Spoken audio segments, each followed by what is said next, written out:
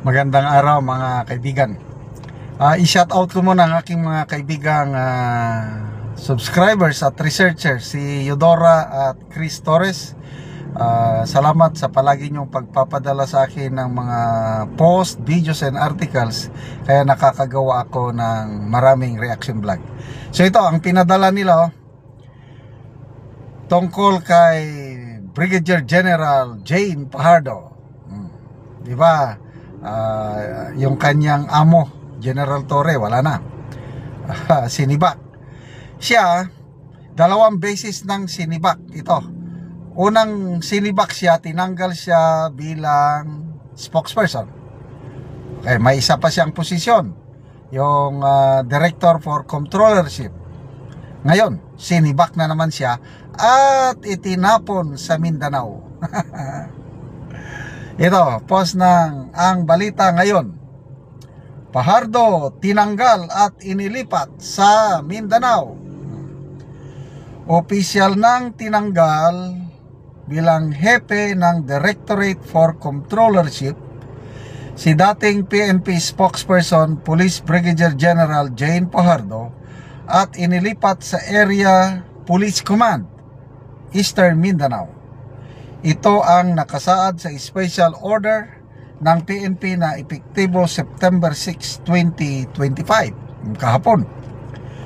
Pumalit kay Fajardo bilang bagong hepe ng Director for Controllership si Police Major General Westrimundo Obinque, na kilala ring kaklase ni PNP Acting Chief Lieutenant General Melencio Nartatis Jr.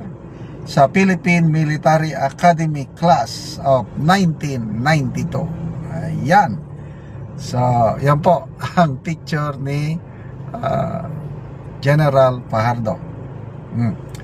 Okay. So, sayang.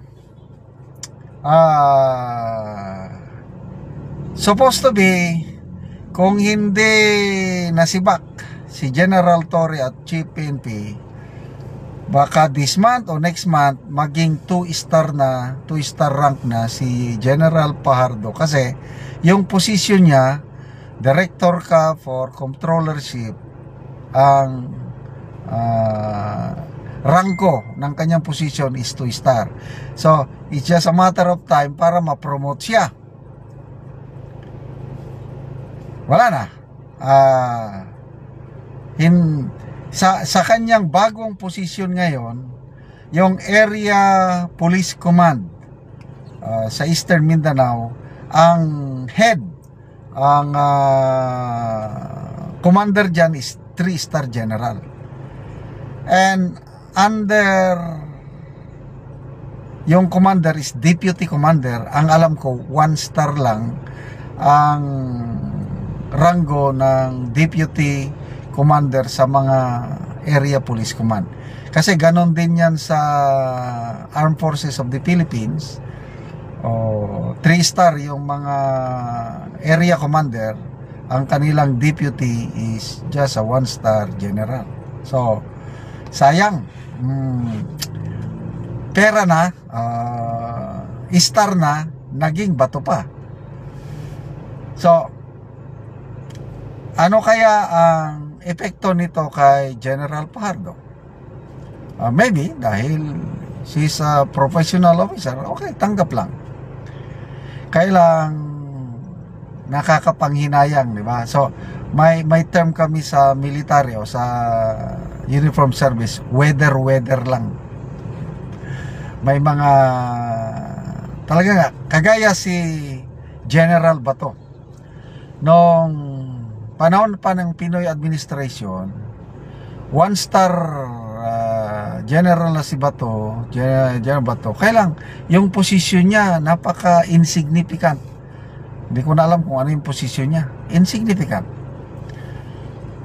Pag hindi nanalo si Tatay Digong natin na presidente noong 2016, General Bato, wala na, magre-retire na yan at 1-star general lang siya talaga.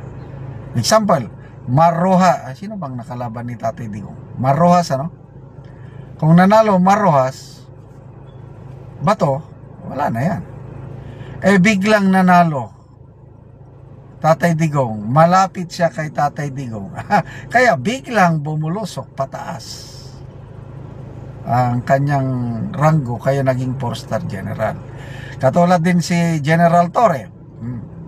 1-star lang siya noon.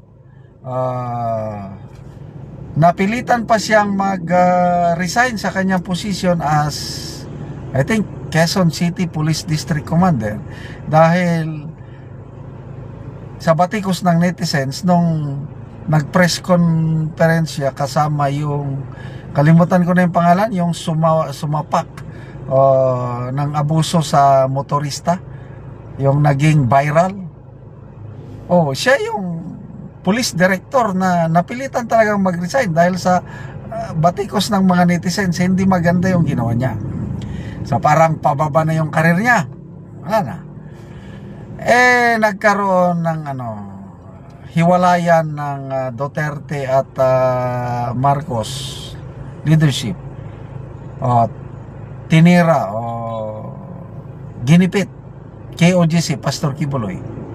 So kailangan nila ng isang opisyal na i-assign sa Davao para hanapin si Kibuloy. Yon, binigyan ng break si General Torre, and he did it well in the eyes of his boss sa PNP and of course the president. Kaya sumikat siya doon sa KOJC seeds. Then after that, binigyan siya ng CIDG position, 2-star. After that, Tatay Digong natin, pinatunayan na naman niya yung kanyang tapang. Kahit medyo alanganin, unconstitutional ba? Wala na yan. Basta utos, huliin, isa kayo sa aeroplano, ginawa niya. Akala niya, yun na, 4-star na siya. Kailang gulong ng palad. Sabi nga ni BP Sara, maybe that's his journey. Dati nasa taas siya, ngayon after 85 days, yun, nasa baba na siya. Gulong ng palad. So, the same thing with General Pardo. Kala nila hanggang 2027 sila mamamayagpag, ngayon wala na. Naging insignificant na. That's life. So good luck kay Brigadier General Jane Pardo sa iyang bagong destino, bagong assignment. Okay, salamat mga kaibigan sa inyong pagsubaybay sa ating channel. Nakakatulong kayo ng malaki sa tribong Talandig ng Bukidnon dahil ang income natin sa channel na ito is pantulong natin sa tribo. Namimigay tayo ng livelihood assistance, nagpapatanim ng saging lakatan